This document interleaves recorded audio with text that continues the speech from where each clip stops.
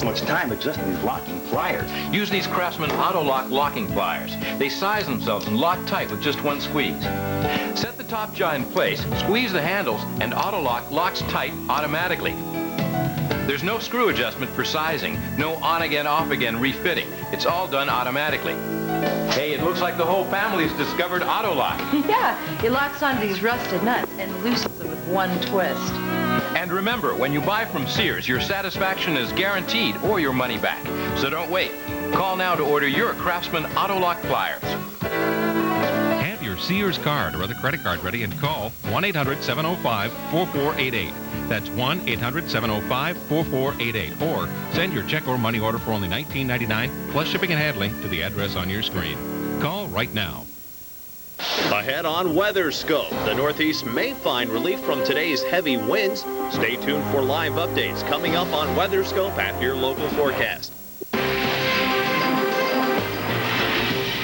This is your local forecast. Weather information you can plan on, only on the Weather Channel.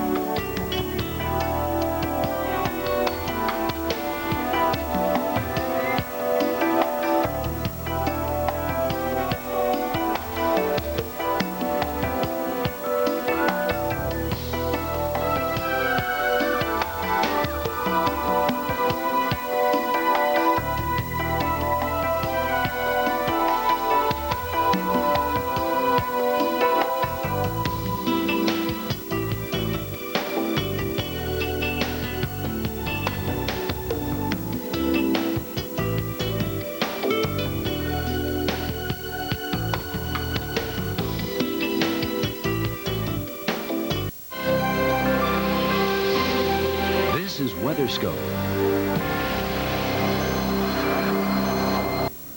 Well, strong winds continue to buffet the Northeast, resulting in travel problems across the region. Thanks for joining us on this Thursday. I'm Rick Griffin. And in addition, parts of New England are getting some heavy snowfall.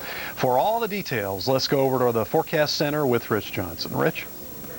All right, thank you, Rick. We'll have a look at that storm. It's mostly a windstorm for the exception of areas of upstate New York, Vermont, New Hampshire, and especially Maine. Maine has been hit very heavily. It's a blizzard across areas of down east Maine, northern Maine.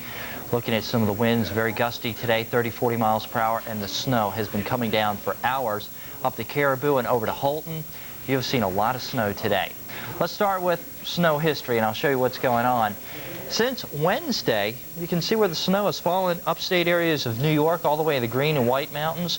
We're going to be adding some white, I imagine, very shortly to areas of northern Maine, eventually eastern Maine, where we should see 10 to 20 inches of snow. The winds are still quite gusty, so I imagine with the combination of wind and with the heavy snow falling, we could be looking at drifts, which are going to be pretty high. So just make sure you use some extra caution out there traveling around, and I know it must be pretty difficult with visibility sometimes less than a quarter mile, especially eastern areas of Maine. If you're traveling up 95, it is going to be a tough ride through this evening. So if you don't have to travel, probably a good idea just not to do that. Here's our low pressure center finally waving goodbye to the U.S. It is now over Nova Scotia. And we can tell that by tracking the lowest pressure center and also looking at the winds. The winds are out of the west-northwest now across areas of New England. And we're looking at the snow from central Pennsylvania, central New York State into Maine. Well, that's a brief summary, which is what's happening now. Still breezy around New York City. Some of the winds gusting anywhere from 35 to 45. At least that's what Mark Mancuso tells us. Here's Mark, which is who's in New York City right now. Give us the latest conditions, Mark.